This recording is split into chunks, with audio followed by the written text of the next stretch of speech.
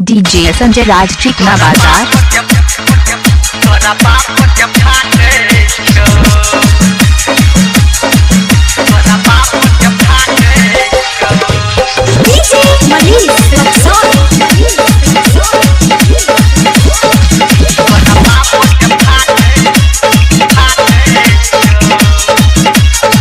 Recording studio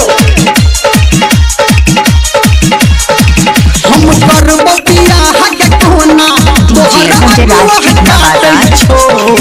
हम करबतिया हके कोना तोहर अगुआ हकाटै छो सुन गोरकी गे बात ना सुन पतरकी गे ओहो सुन गोरकी गे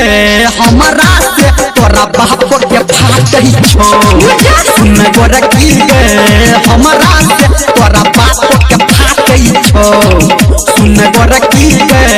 हमरा से तोरा बाप के फाटै छो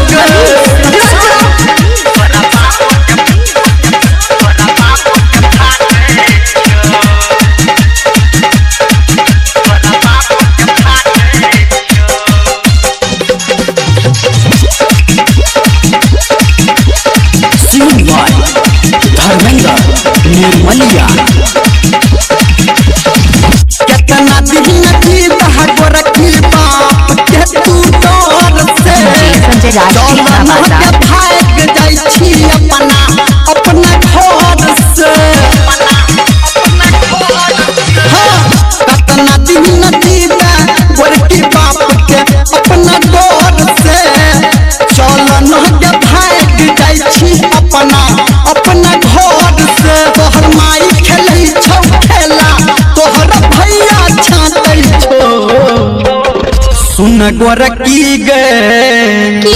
सुन पतरकी डीजे संजय राज चिकना बाजार। सुन गोरकी गे हमरा से तोरा बाप के फाटै छो सुन गोरकी गे हमरा से तोरा बाप के फाटै छो सुन गोरकी गे हमरा से तोरा बाप के फाटै छो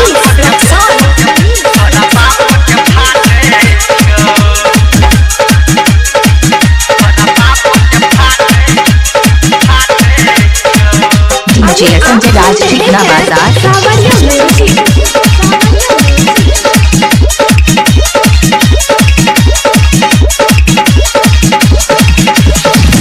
हमरा में डर लागे गोरकी कखनो मार से